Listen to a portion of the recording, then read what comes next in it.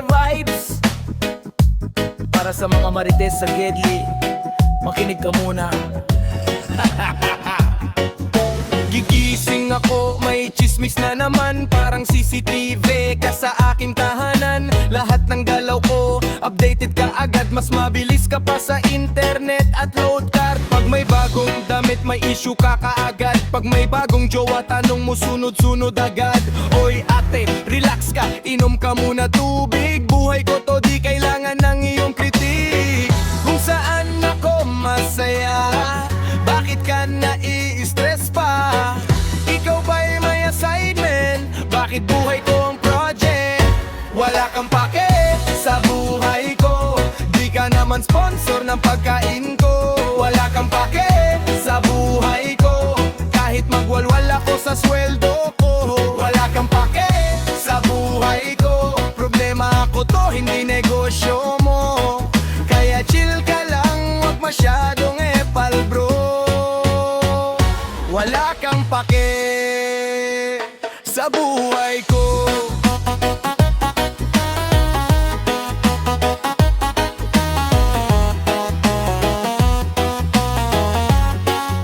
Yo!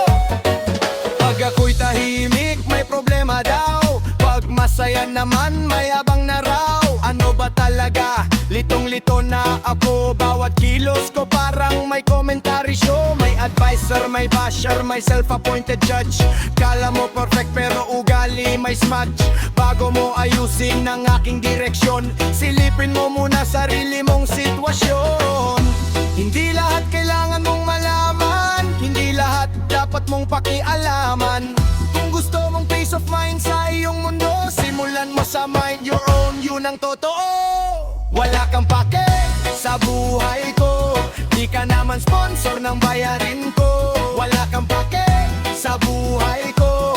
Kahit magbisyo ako sa milk tea ko. Wala kang pake sa buhay ko. Hindi kita manager o supervisor bro. Kaya move on ka, enjoyin mo buhay mo.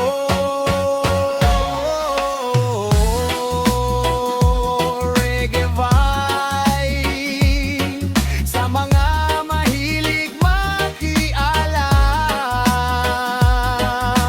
Message ko simple lang, kung di ka nagbabayad ng bills ko,